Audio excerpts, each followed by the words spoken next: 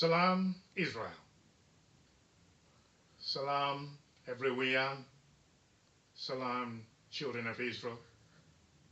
In all four corners of the earth, I send my greetings from my royal court here in Santiago, Chile. It is of great importance that I speak to you today, and it's been quite a while that many of you have seen me on Facebook and have seen my postings on text messages, and I put through the teachings. But it's important that today I speak to you with my own voice, that you could hear me speak to you today. And greet you as I should in this kingdom. This is the Beta Israel kingdom. And I would like to give you today my most solemn word, the most promising word, a word of devotion and commitment in this kingdom. That the leadership of Israel has come into existence after so many centuries and so many decades of the non-existence of such kingdoms and such leadership. That this has been restored, first the leadership, the restoration of it from the lineage of David. That we are respecting highly our customs and traditions in establishing a leadership in Israel that will stand firm and be strong and be upon a rock and upon Mount Zion and upon a mountain that will be understood to be a solid foundation in terms of leading the children of Israel to the promised land, leading the children of Israel to the truth, leading the children of Israel to the understanding of who they are and the truth of their own existence and what their purpose is upon the face of the earth. It is true that leadership is required, but my leadership in Israel is that kind of leadership, as I say, that is based on a solid rock. It's that kind of leadership that is the leadership of one who is serving his own people. It's a servant leadership. That the person who leads the children of Israel and leads the people that pronounce the name of Elohe, their power, the power of Israel, are going to see the leader as a servant that is coming to serve them. So my aim in this leadership is to lead the children of Israel as Elohe has called me, as one coming from the lineage of Solomon, the one that comes from the lineage of David. For it has been written in scriptures. It has been written in scriptures that the dynasty of Solomon and the dynasty and the throne of David shall be forever. It shall always pass from generation to another of the royal blood and the lineage.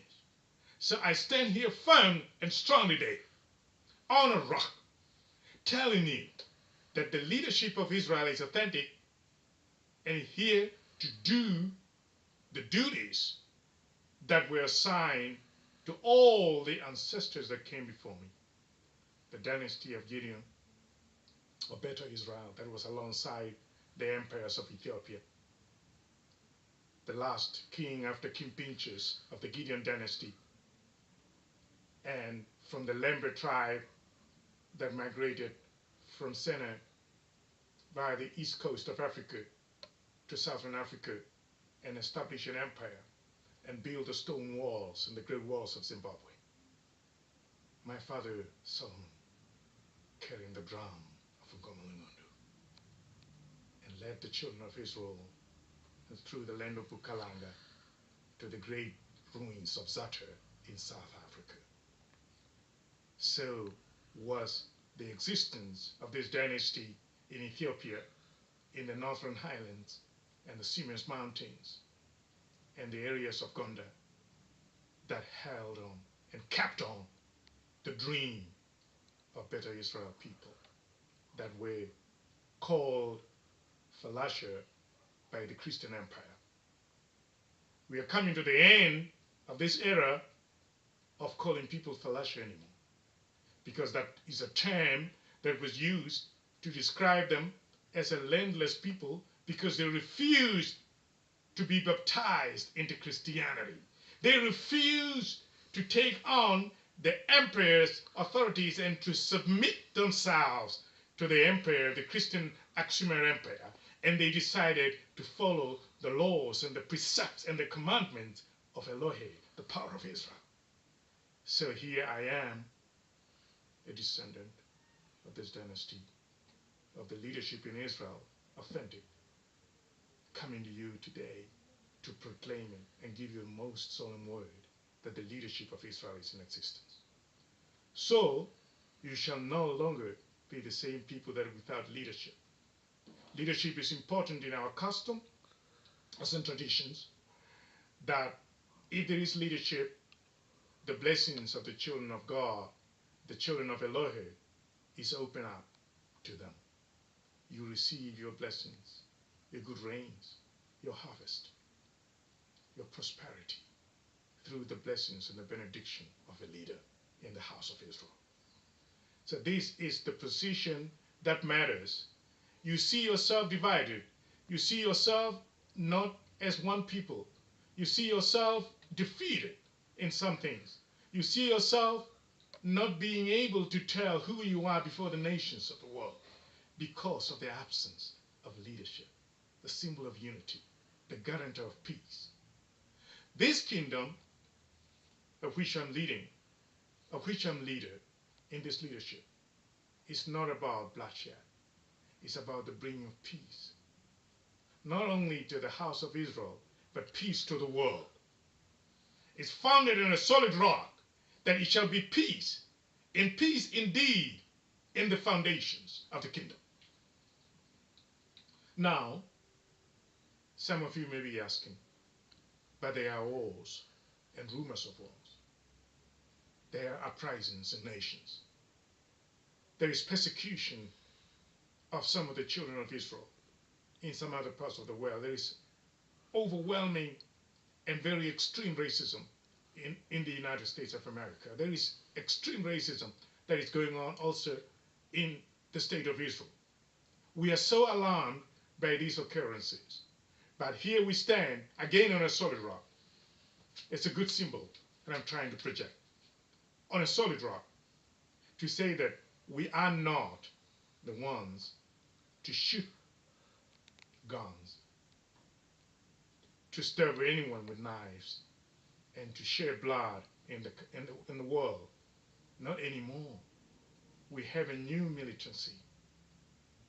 The power, the supreme and the superior forces that can fight the principalities and the powers and the forces that fight against us, without necessarily having to conform to the world of shelling, of missiles, of guns, of gunpowder. No. Our God, our Elohe, our power, the power of Israel, is the one that is in the skies and produces the clouds and gives the rains, and he puts the rain under the wings of the clouds, and he commands the clouds to release the waters to fall upon the face of the earth, to give the earth life and understanding and prosperity and joy and happiness when the flowers bloom and the trees grow and the green leaves come up. So this is the power of Elohe, the power of Israel. It's not about the inferior energy of shooting anyone, bombing places. It's not. We have thunderstorms. We have lightning. We have winds that blow so hard. Our militancy is a very superior one.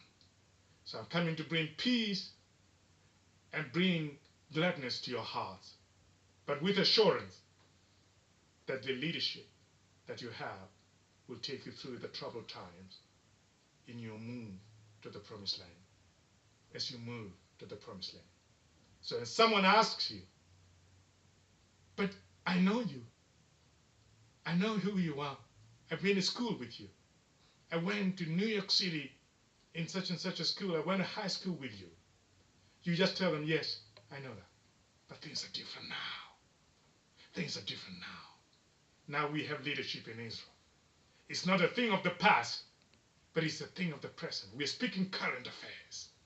We're not speaking fairy tales anymore. So this is the assurance I'm giving you. The symbol of a rock, a solid rock foundation. The leadership is taking the children of Israel and challenging the world empires and all systems and establishments to take you to the promised land of Israel. Salam, children of Israel. This is King Binyam Selamun of Beta Esrael, from the line of the Gideon dynasty and the Solomonic dynasty of the great lembas of Sena of Judea, and from the great walls of Zimbabwe, and from the great ruins and the great walls of Zata. But originally from Judea, a descendant of ancestor BAMWENYE, the lemba ancestor. The Falasha that being called Falasha will no longer be called Falasha. They shall all be called Beta Esrael, the house of Israel, under the leadership of one from the lineage of David, from the lineage of Solomon, from the dynasty of Solomon, from the dynasty of Gideon. The memories of our triumph and our victory over the empires of the world.